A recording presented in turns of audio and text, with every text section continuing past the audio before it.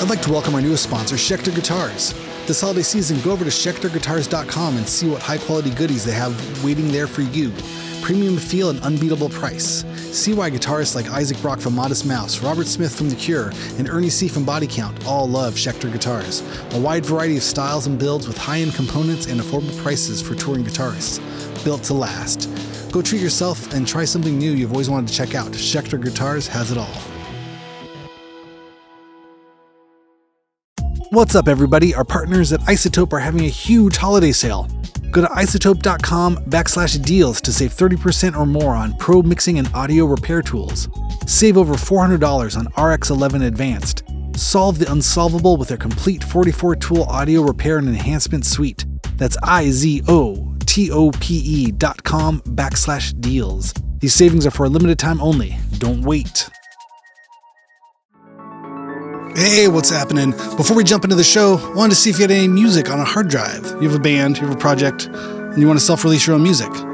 Well, there's an easy way to do it. You can go to distrokid.com/VIP/hyphenate and go get your music up on all the streamers. You keep 100% of your royalties, and you can get 30% off by using this code. It's a great, easy way to get your music up on the streamers and share it with your fans, your friends, your family, your mom, your dog, everybody. Everyone wants to hear it. But go to distrokid.com/VIP/hyphenate, HYPHENATE, and send me the link. I want to hear it too. Send your mom the link. Send your dog the link. They all want to hear it too.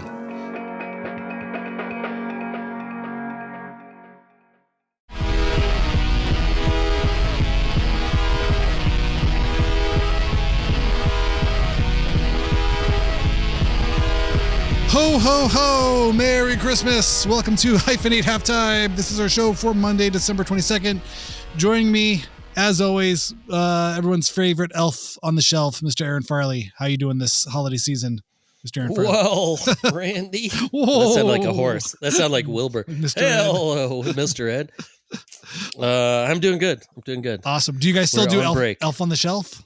No. Oh my God. We have the elves on the shelf, but they just sit on the record player. Okay. But they come out to join, but no one needs them to be moved. They're not worried about touching them anymore. No. Oh, thank God. It does end at some point. This is. I mean, we had this brings back a funny memory of we had the they had the elves and stuff and I think it might have been the first year we did it. Was probably the first year. I feel like the first year that they did it, we were like, no, that's so stupid. No way. Yeah. We're not doing that. Famous last words. And then the second year, the kids were begging for these elves on the shelf. And then, so we either got them or someone got them for them. And then, we'd do the whole thing where in the morning we'd wake up early and go, oh my God, I forgot to move the elves. Oh yeah. So you'd have to go. I mean, they forgot to move themselves. Right. Yeah. And then, they'd move or whatever. And then, but it was right when the kids were starting to see like YouTube videos and stuff. And there was a video of someone like, oh my God, we caught the elves moving at night. And it was like a black and white kind of video that looked like it was from a home camera.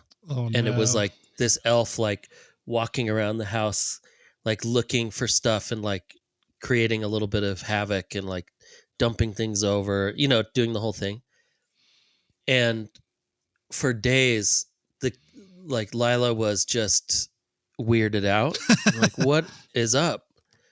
Because we didn't know she had seen it. And then she's like, guys, someone got a video of one of the elves moving.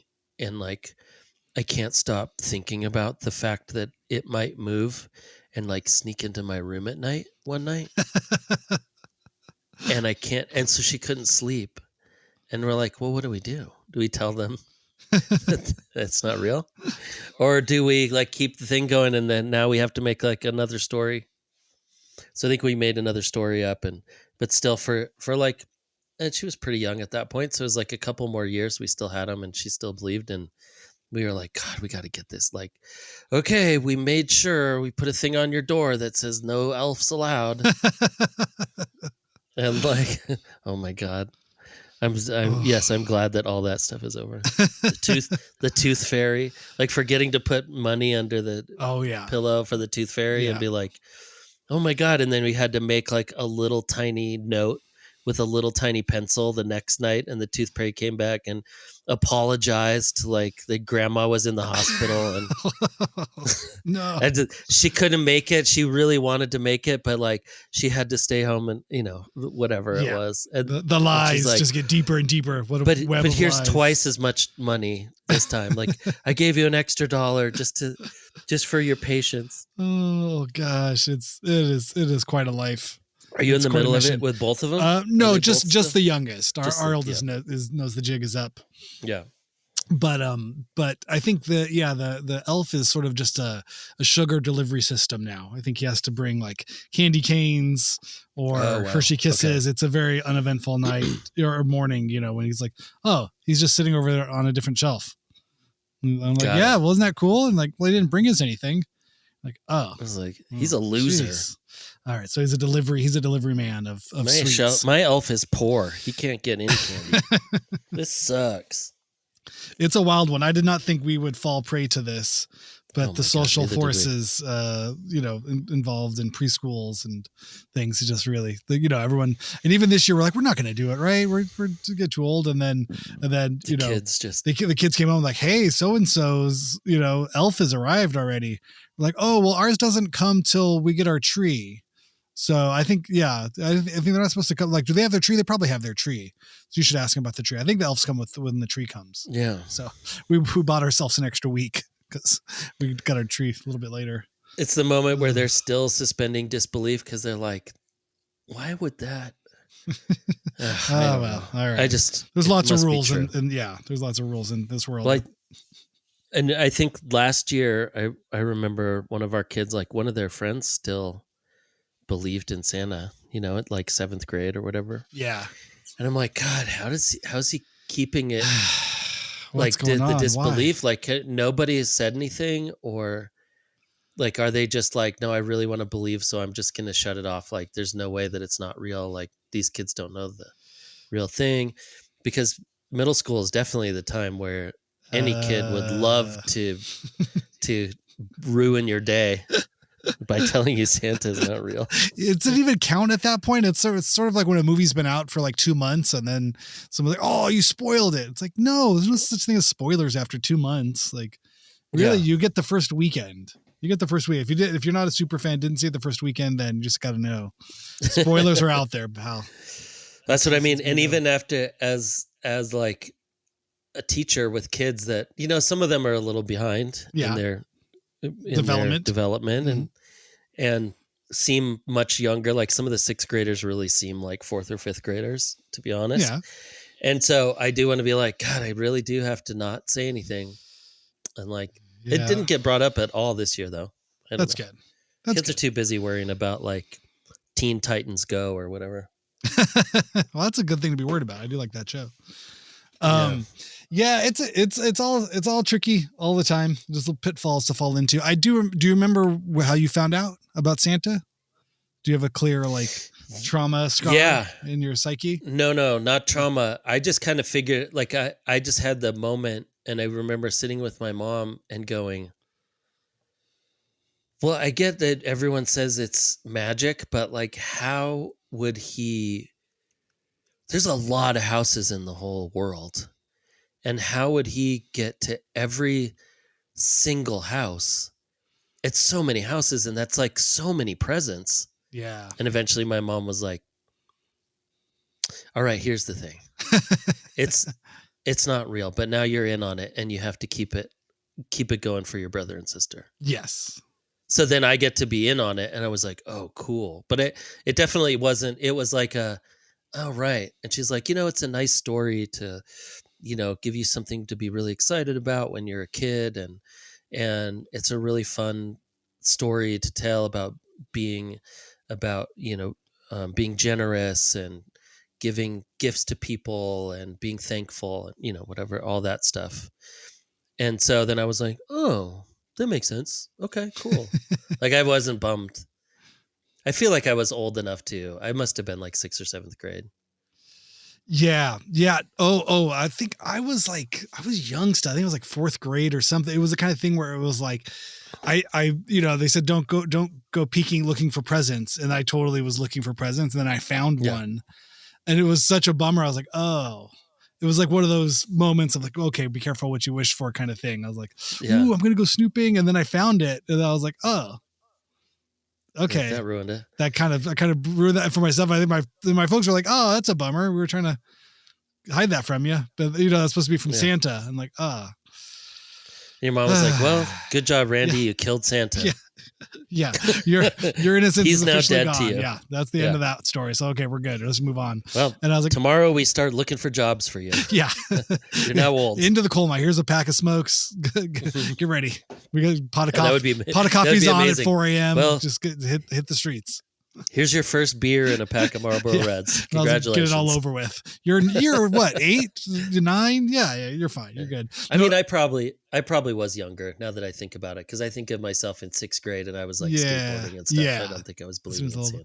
It's funny. And I still remember what it was. I found, I just looked it up too. It was this Wolverine statue that I really wanted. I remember like, it's so cool. And wow. I just looked it up, it was just like 80s Wolverine statue. I just looked it up right now, and it's going for $35 on eBay. 1989. Okay. Oh yeah. So 1989 Marvel. So I would have been 8 years old. And I found it. And I really wanted it. And I remember the box and everything. And I found it. But man, it looks janky. It's so funny. I don't still have it now. I don't know. I think it was like that thing I associated it with that time. Like, oh well, now I don't want it because I found it. And I also found out Santa's not real. Like, oh. This is so many conflicted feelings. Like, that's cool. Thanks. You have to open your present in kind of disgust in yourself. Yes, right? Like, it's that shame. You're like, I ruined this for myself. I did it. God damn. This sucks. Yeah. I think that's sort of how it all worked out. Yeah. Do you remember some of your best Christmas presents? Yes. The G.I. Joe a battleship. Probably best Christmas present. Oh my God. You got the battleship? Yeah. That's amazing because I was thinking, like, I did see some meme the other day of someone going, I've been waiting 45 years every single Christmas for Castle Grayskull. Yeah. And I was like, oh my God, I got the Castle Grayskull. Oh yeah. But I had that one. But it was a dual gift for me and my brother. Like, we got it as a dual gift. You can't do that. Because it was like so great. It was so insane, to get like, that was just the thing. And I do remember opening it up and being like, oh, this is amazing. And we're like playing, and I'm like, what do you do with this thing? You just kind of put like battle set. He-Man. You put He-Man behind the window looking out, and he's like, we're gonna fight each other. And I do remember going, oh, right. These things always seem a lot better than they are, huh? That's again, and there's the lesson, right? That there is life. Yeah. It had a cool sticker of like weird future, like spacesuits in it. I've like gone down this rabbit hole a few times in my adulthood of looking at like the weird like accessories that came with it. What, the Castle of Grayskull? Castle Grayskull, yeah. There was like a weird sticker inside that had like tentacles coming through like bars and stuff, like weird decals. That's right. Did you have Snake Mountain? That was the one. No. The Skeletor. Oh, okay. I had both of them. They had like a little like, spring-loaded like microphone you could talk into. Oh, that's amazing. Was really cool. Is that the lair of what was the bad guy's name? Skeletor, right? Yeah. Was that the lair of Skeletor's Snake Mountain? Exactly. Yeah. Snake Mountain. And then I even had the Hordak like boulder, like slime pit thing. Hordak was like the secondary like bad guy. And then you like pour the slime on people. You kind of like got him stuck into a tree, and there was a boulder or a cave or something. Oh yeah. I loved all of that stuff. That was like right up. Slime was real big back then. Big on slime. Nickelodeon and all that. The real Ghostbusters had slime. Yeah. So the battleship was I'm looking at it now, and it looks like it goes for somewhere between like $3,500 to like $30,000 in box. So I don't know. This $30,000. This is eBay prices, I guess. But what was that could have paid for a year of college. You just buy that stuff back then. That's how I know time travel isn't real, because you would just go buy that stuff and just wait. Like, there would be just the hoarder. They'd be like, I don't know. For some reason, I have like 700 things still in the box, and I'm just ready to sell them. pay for some college. Well, I guess it's gone down in price. It was listed for $39,000. Now he's listing at $29,000. He dropped $10,000 off of it. So he might be. This might be the high side of those. But this one's mint in box, I guess, or close to it. But the thing was great about it was huge, right? But also you couldn't like keep it in your room. Or even like really in the house, because it took up so much room. I think it was like 8 feet long. Was it that big? Insane, yeah. So we had it outside in the patio, which was covered, which is still great. And I played for it for probably a good year, I would imagine. So somewhere between 3 months and a year is how long it lasted. But then at some point, it rains or the dog pisses on it, or something happens, just goes in the trash. Yeah. It just starts to fall apart and disintegrate and get faded by the sun. And I was like, oh no, I didn't want to get rid of it. But you try to ollie over it. I tried to just hold on to parts. I was like, well, I just want this part of it. Like, God, this is really too big, buddy. You got to start getting rid of this. Like, no. But then it's, I feel like okay. Yeah. But again, what do you do with it? Again, it's so huge. This is like the Castle Grayskull thing you're saying. Like, what are you supposed to do with it? Like, you can't really, I don't know. It's an 8 foot long battleship. You're not really launching. You're not really landing planes on it. I don't think I had any planes to land on. I just had my guys running across it and sliding across it. And again, 3 months to a year. That's a lot of good work. But that's about it. Yeah, that's all you could really. I remember our neighbor growing up had. Because we didn't really have any Star Wars toys. We didn't get any Star Wars figures, but we had the, and then we also didn't get the real Transformers. Oh, we got Autobots. Do you remember Autobots? Robots, or what were they called? No, Autobots. Autobots were a type of Transformer. Those were the really? The Autobots versus the Decepticons. And the Decepticons. Yeah. Oh, then what were they? They were you had like the knockoff Transformers ones were called like Tech Bots or something, or Robo. What were the knockoff Transformers? What were they called? Yeah, there was something else. But we got a bunch of those, and then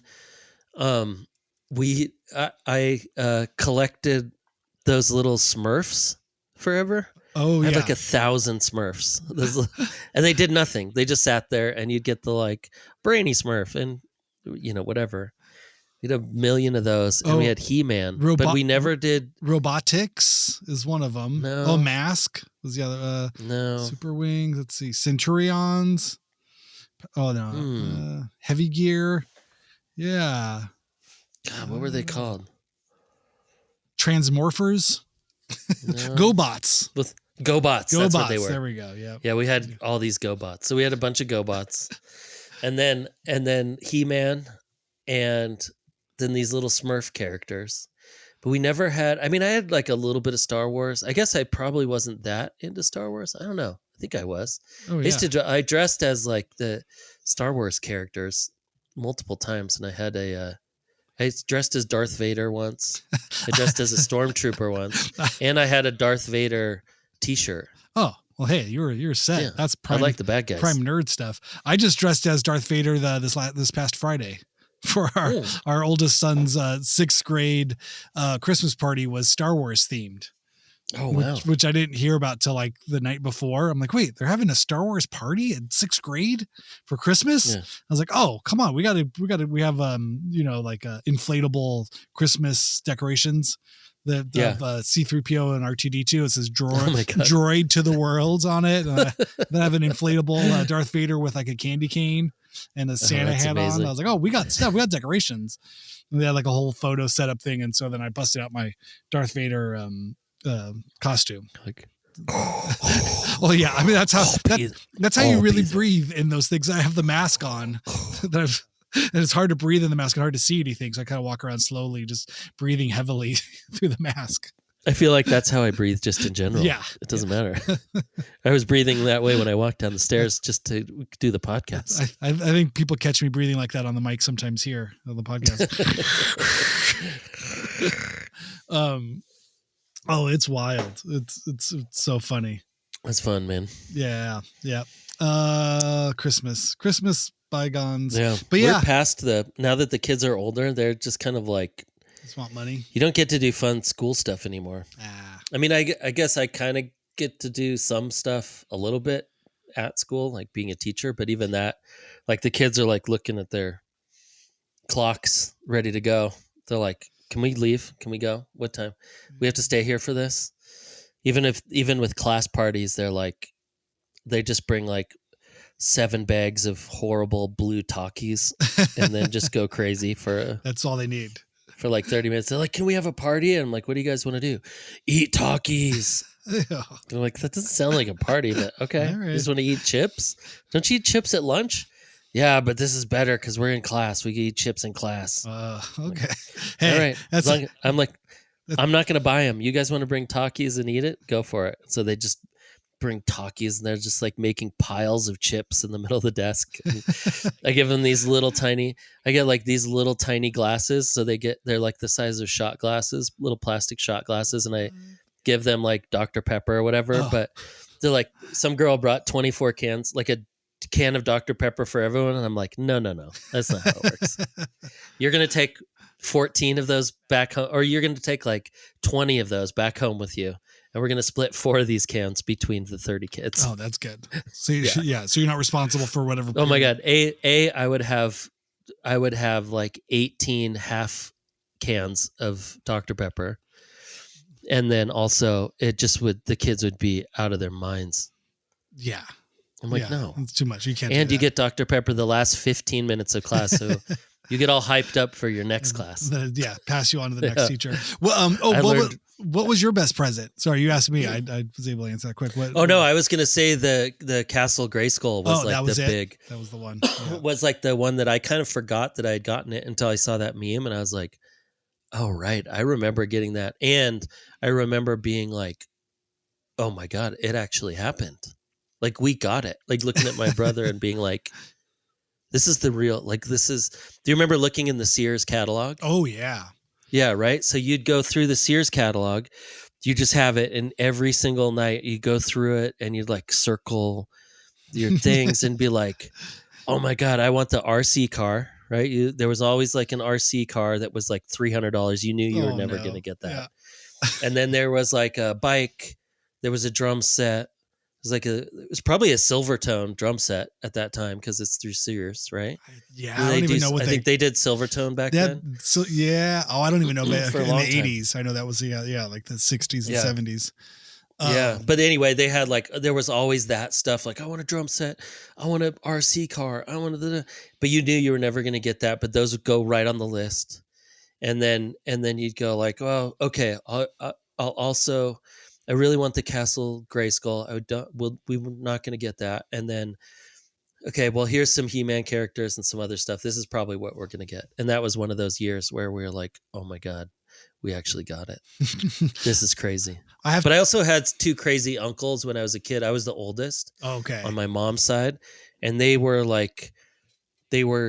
young and had gotten pretty successful. Or like one of my uncles was like in Silicon Valley. So he would come up from California and be all like dressed in like, leisure suits and stuff. It was great.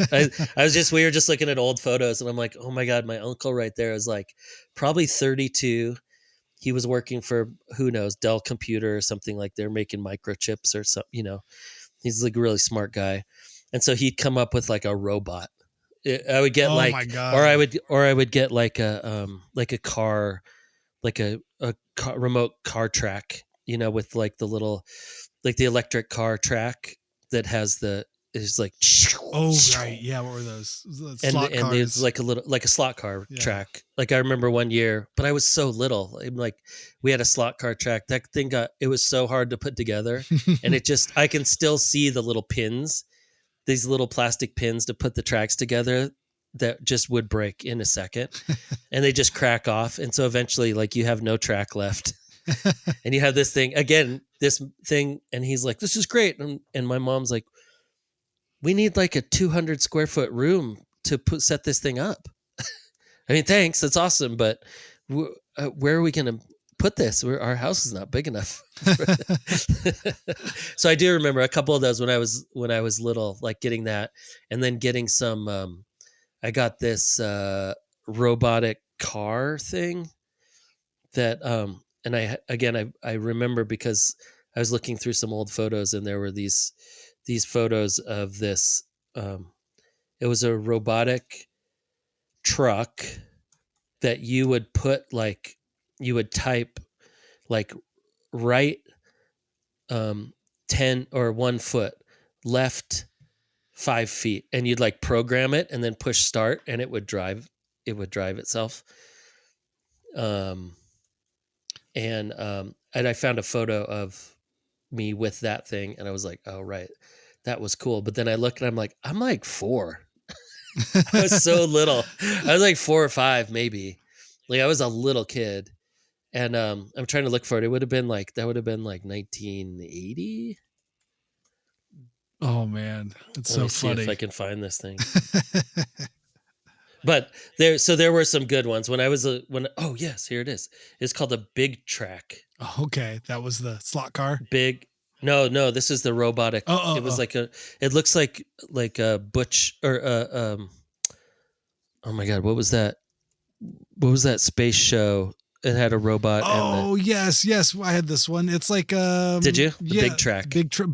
TRAK. Yep. Yeah. And you would push the buttons on it, and you would go like, you go forward 1 foot, 5, whatever, and then you'd see if you could like make it go around your house or whatever. Kind of like Battlestar Galactica. That's what I was thinking. Yeah, it looks like Battlestar. Well, this Galactica. was also when like Radio Shack was like a great like kids gift sort of place. These are the sort of things you get at Radio Shack. Totally. Totally. Sort of tech, kind of science, but mostly just weird Chinese cheap toys that, would kind of become, would be everywhere eventually. But there was like a time when it was like a Radio Shack exclusive, like, ooh, ham radio kit, crystal radio kit. Right. Make those things. Right. Yeah. It was big. Yep. I have to say that the other big one that was great was Nintendo. The original Nintendo thing came out. Yeah, we are not allowed to get video game consoles. We had a Texas Instruments. Brutal. What is that? Were there games on it? It was good. It had Burger Time. Okay. Burger Time was the big game. There's some game called Hunt the Wumpus. All right. And my parents got it because they were like, this one has educational games. And then we get on, we're like, we're not playing math game. Okay. But at least we got it. And we used to play Burger Time all the time. It was basically, Burger Time was like Kong, or what's it called? Donkey Kong. Oh, right. It's basically like Donkey Kong, but instead like you have all those layers, and instead of jumping barrels to try to get to the top, you had to try to go and make your burgers, and every time you'd run over the burgers, the pieces would drop to the bottom, and you had to make your burgers to get to the top. Oh, that's so funny. This is basically Donkey Kong. But, very funny. Oh yeah, it's okay. So I guess Nintendo came out 86 nationwide in the United States, but I feel like we were probably got the year after that. Or the year before, or the year after that, maybe like even 88 or something. Because we got the one with like the power pad, and it came with like the Duck Hunt game and like Duck Hunt was big. Yeah, so it came with like the gun and the power pad. I wonder if this was like a special bundle like for the year or two after. Yeah, that must have been a couple of years after it came out. Yeah, because I remember I had the friend that had an Atari, and that was when he got the Atari. I remember that, and it was like, all right, all other like, thanks, these presents are great, but I'm going over to Matt's house because he got an Atari. Okay. And we would just play the Atari constantly for years. Yeah. Oh, that's so funny. When did these things come out? It's so funny. Yeah, it totally just takes me back. That power pad thing sucked. But it was like, but it was fun. I mean, it was like you could like run real fast and then just jump off the mat, and your guy would just like do like the long jump, and then if you jumped off the mat, you just would like fly forever. Because it was trying to see like how long until your feet touched it again. Yep. And it's supposed to be like no, this is like, it's video games, but you're getting exercise. Right. It's like the Wii. Yes. Yeah. Same thing as the trying Wii. To justify it. Like, oh yeah, no, this is Trust me, parents. You're not going to just be lazy eating Takis and playing video games all day long for the rest of your life. Yeah. Trust me. In 40 years, your kids are definitely not going to only be staring at a screen for 3/4 of the day, no matter what. Oh, that's hilarious. I can't find what year that was, but it must have been closer to 88, I'm guessing. Whenever the whole package came together. Yeah, that would have made sense. That would have been when I was in 8th grade. Yeah. Oh man, hilarious. Well, speaking of buying things, it was fun talking to Greg Arnold from Flowering Spikes Records. We talked a lot about records. Yeah, you did. I love the people who are so involved, like so microscopically involved in one thing. Yeah. Right. And because I'm just not that person. So then to listen to people talk about to listen to him talk about classical records and the eras that they were made and how the recordings happened and why the 50s, 60s, and 70s recordings of classical music is considered the best time. And yeah, it's awesome. I can't. There's still something about, I mean, you know, and again, this might just be me, like, it just goes past my collector part of my brain, but but collecting classical records, I mean, I don't know though. I guess those were just growing up. That was always just every bin of every thrift store was just filled with those things. Like, yeah, you know, you couldn't give them away. Like you'd find a box of classical records like for free somewhere at the library. Like, oh God, no, like I don't even want to touch those. I have two. Actually, I should talk to him because I have 2 boxes of them in my classroom at school. Oh, because the library was getting rid of them, and I was like, oh, maybe we'll do an art project where we make our own album cover. Because they don't even really know what. I mean, they do. Some of them do have vinyl now because of it's the collectible. You know, sure, it's like a fun thing to have. Taylor Swift, record. But so then they're like, "Yeah, do you want these?" And I'm like, "Yeah, sure." I hate throwing things away. Yeah, but now I'm like, "Oh my god, I have so many album covers. I have so many albums that it's all classical music." Yeah, and like old musicals and stuff. Yeah. Oh, right. Yes, of course. Yeah. The original cast recording of South Pacific. Yeah. I guess it would make sense. Like if you're a huge Tchaikovsky fan, that you would want to listen to. You're like, oh my God, this is the most. You're probably like a pretty conservative person, right? You probably like things. You like to listen to the same thing over and over again. You like what you like, obviously, because you're liking something that's like 200 years old. And then you go, oh my God, but there's 700 different versions of this.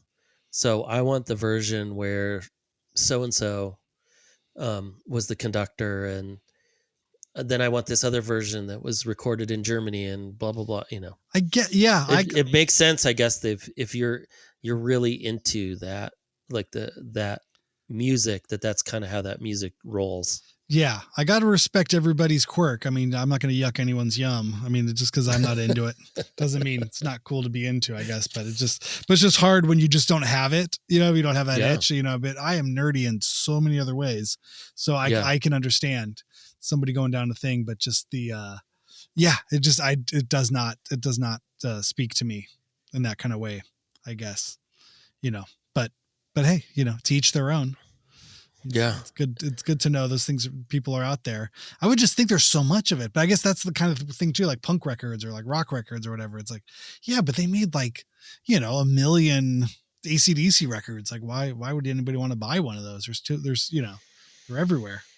Yeah. So. But I mean, if like a ton of different people recorded AC/DC songs and you were just really into AC/DC, I guess that would be a thing. I don't know. But again, classical music is just different because it's orchestra music. So it's not like rock music is made for fun and dancing and going to shows and, you know, like you're selling alcohol at bars and being a pirate. I like that he used the pirate ship analogy. Yeah. I like that.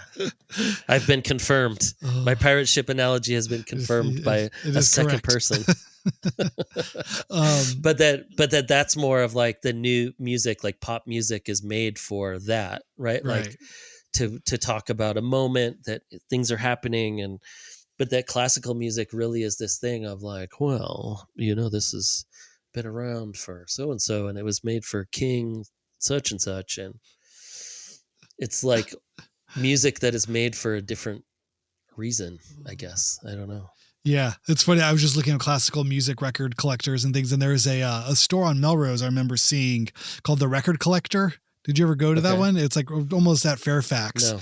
But I was like, oh, the Record Collector, like, I like records. That's cool. And I went in, and it is like a classical music kind of thing, or like there's like that's like the some other kind of record collector person, not me. It was not made for me. Like they got, but I'm just seeing there's reviews here. And the top review is, you'll be treated poorly by staff that need a lesson in basic human interaction.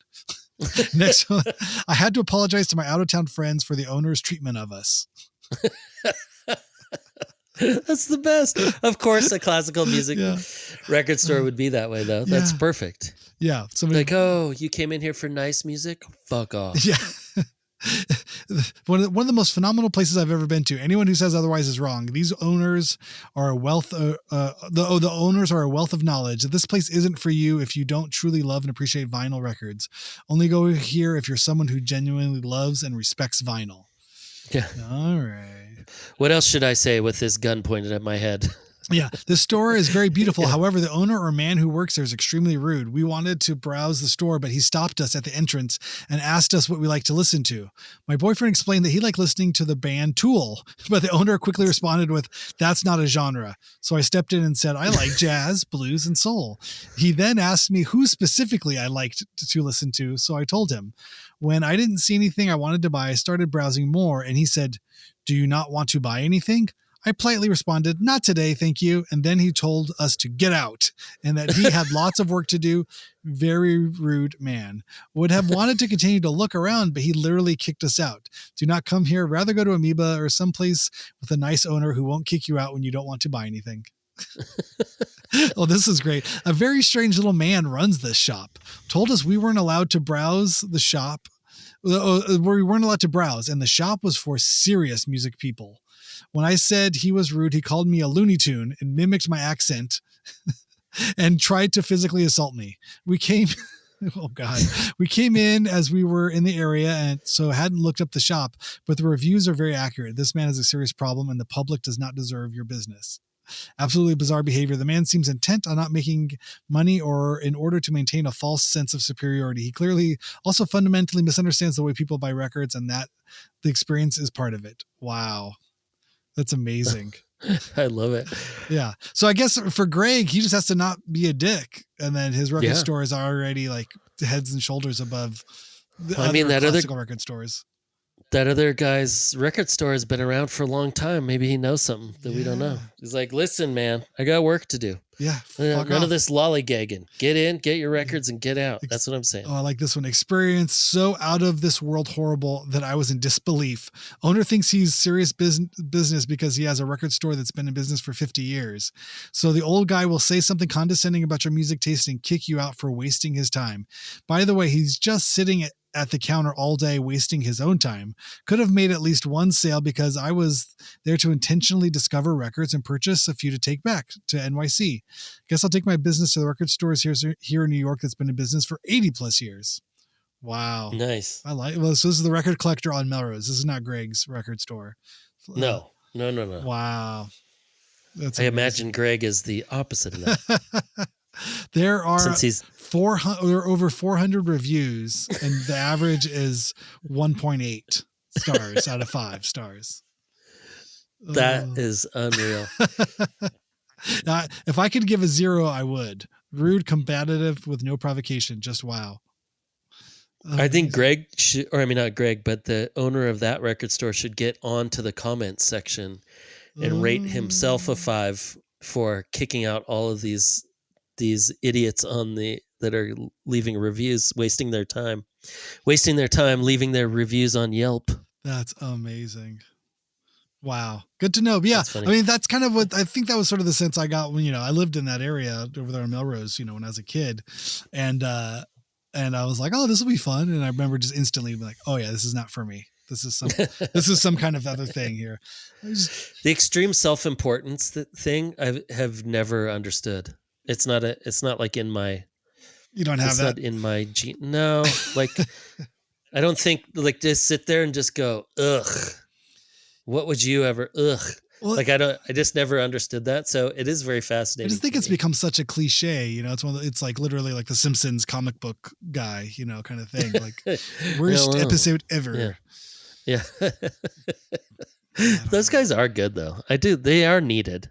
I do have to say, like the grumpy asshole who only loves one thing and thinks everything else sucks is a vital part of any art or entertainment fan community. or like you need any community. You need the extreme like edge on one side. Mm-hmm. That's because the other side is just as annoying. Someone that's like, I don't know, man, I like everything, man. You know what, I'm just like, I'm here for the vibes, and I just really love like what everybody's doing. And like, listen, man, if you're being creative, like you just be you, and I'm here for the vibes, like I'm just here.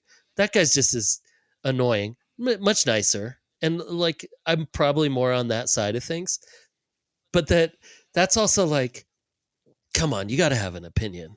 Like it's okay to not like things like you. So the truth is you don't have to be mean about it, but it is good to be like, no, I got a little line in the sand here. Like, I think someone dancing around with, like a white lady smoking a pipe with 1,000 braids and talking about how Irish she is when she lives in Tennessee.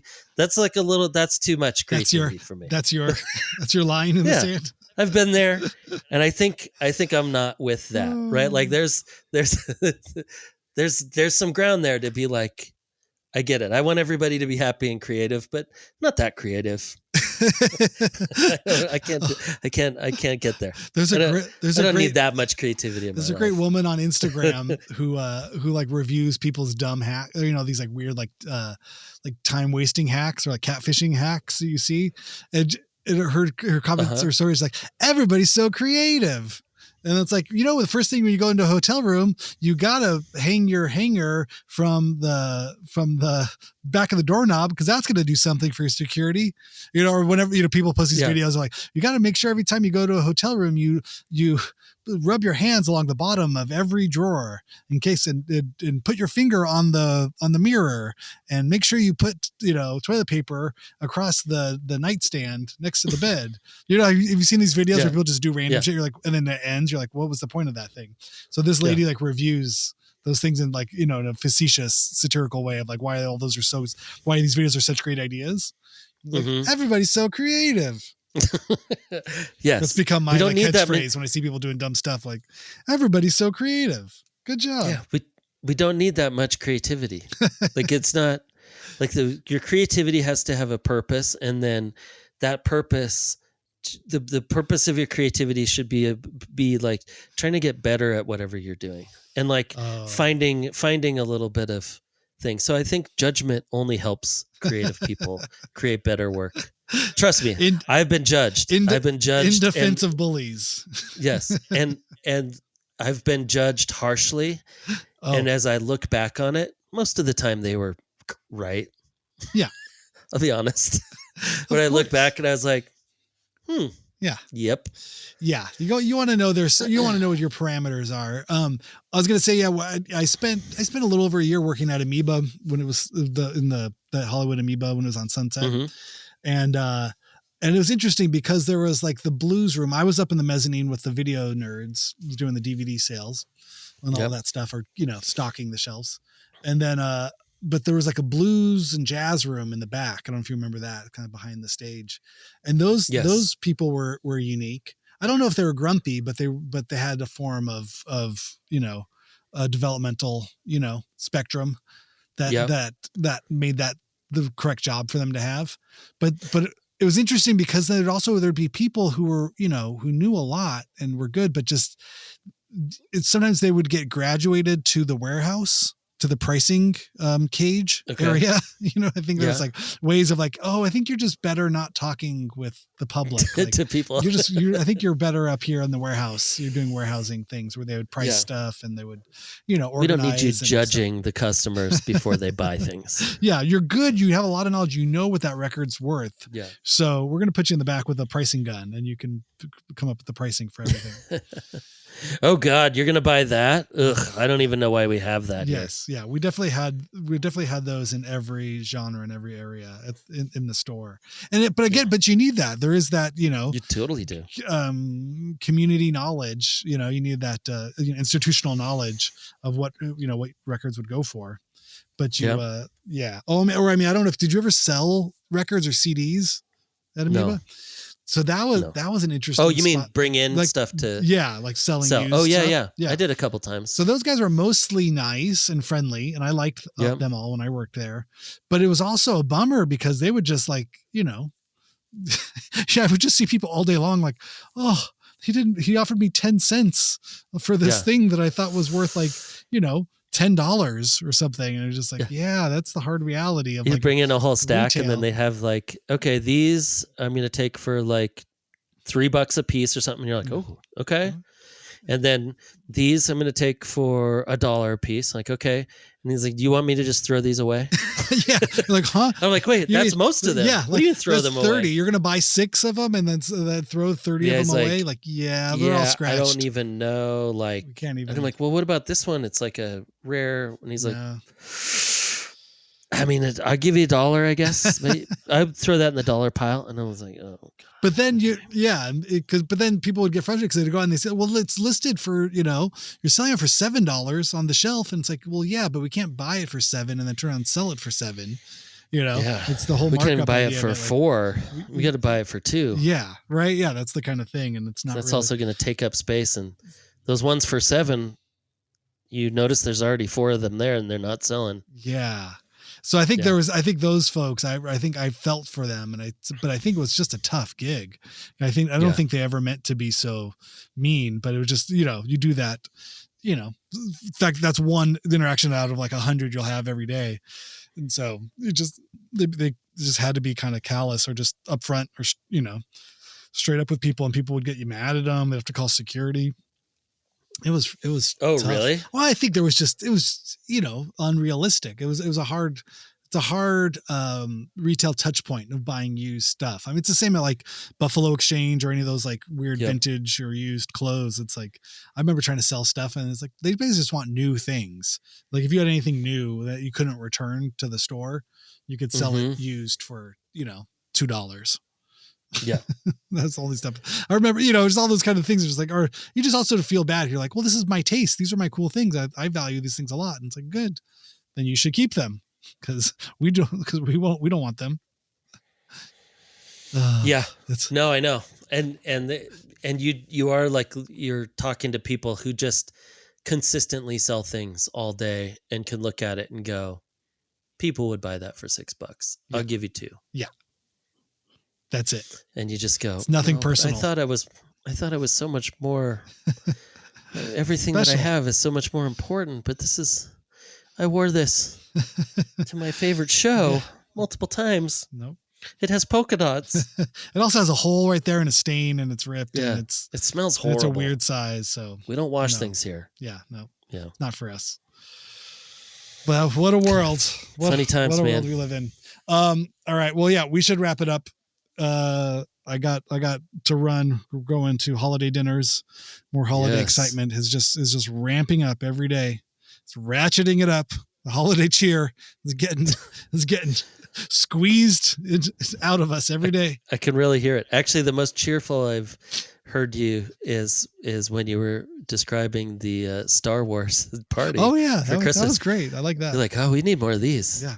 Get a little pep in your step. I'm looking for all the pep I can get these days. Yes. This is the beginning of the 2 weeks of having the kids at home and not quite knowing where things, how the world works. Time's about to go into like a shifting portal of no time, no dates, nowhere, just sort of everybody hanging out. It's like, is it nighttime? Are we supposed to eat breakfast right now or dinner? I can't quite tell what's happening. What is happening? Should we all go to bed at like 4:00? Oh wait, no, we're gonna have dinner at 4:00 and we'll all go to bed at 6. Yeah. Or wait, you'll feel like going to bed at 6. The kids are going to be up till 9. Yeah, they'll be up till midnight, and you're like, what? Yeah. What happened? Why is everybody still up? Go to Yeah, bed. we're just trying to get our kids to just hang out with us. Oh. Like, hey, we're going to LA tomorrow. Come with us. And they're like, Have fun. I just stay and play video games. Yes. Like, This is starting to happen. Yeah. Well, it's good times. Good times o'clock. All right, everybody. You can write us at hyphenatehalftime@gmail.com. Find Aaron Farley on Instagram at Aaron Farley. You can find me at Randy S. Randall. Make sure to tell your friends, tell your family, tell your dog, tell your mom.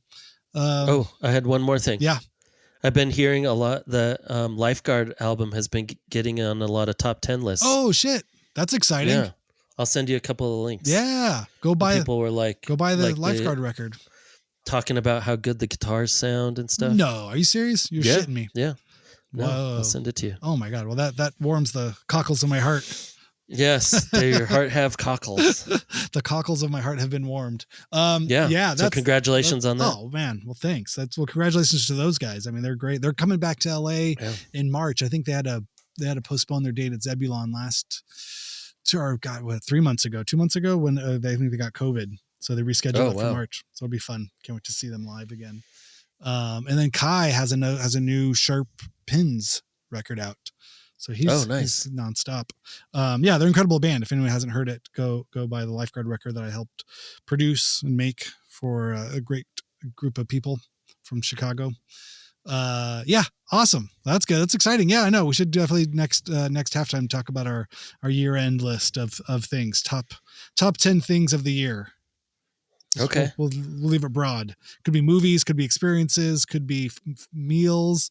Just top 10 things. Top 10, yeah. Wow. Top 10 moments of 2025. Wow. Okay. Yeah. All right. I'll start thinking now. And we won't talk about the radiation fog that's blanketing California. Oh my God. I love this. So just one more minute. So that whole thing, it's so funny because Michelle told me that someone that maybe not name. I don't know. Someone Annie from Giant Drag? Yes. You know Annie? Yes. Okay, right. Annie and we used to do a radio show together for years and years and years. I love Annie to death. She's the best. She's also like the most insane conspiracy theorist of all of it. And she posted something about the radiation fog, like that they're pumping fog in or something.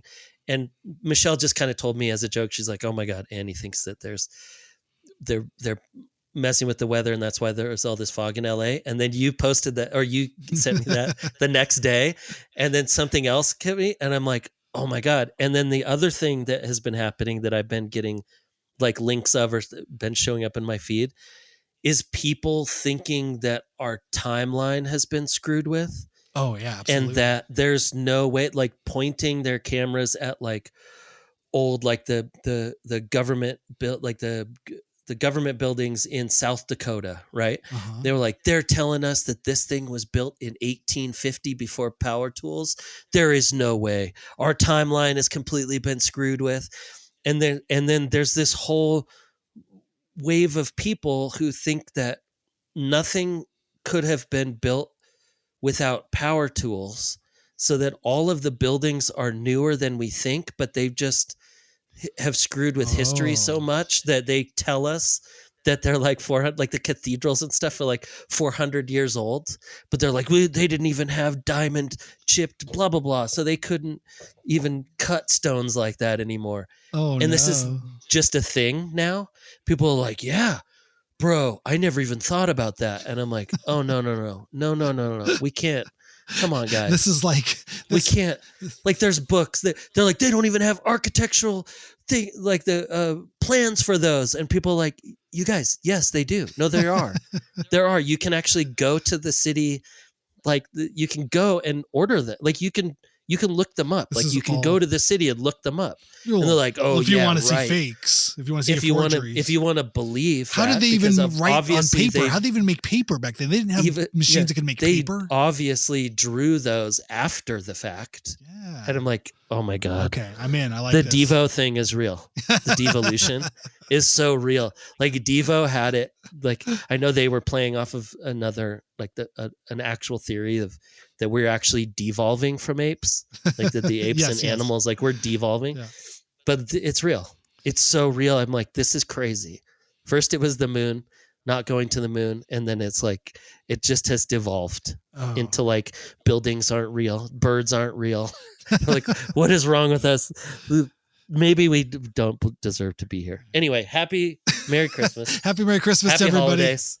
Make sure you Happy holidays, everyone. make sure you. I think we should both gift each other a big Costco pack of tinfoil so we can put over our heads to protect us this holiday season. Make sure everybody get your Hyphenate branded tinfoil for Christmas. Wrap your head around it. Yes, and everyone be as creative as you can, despite mine or anyone else's judgment. You do you. That's it. Be yourself. Have fun. And remember, buildings are real. Buildings are real. Birds are real. Birds are real. It's true.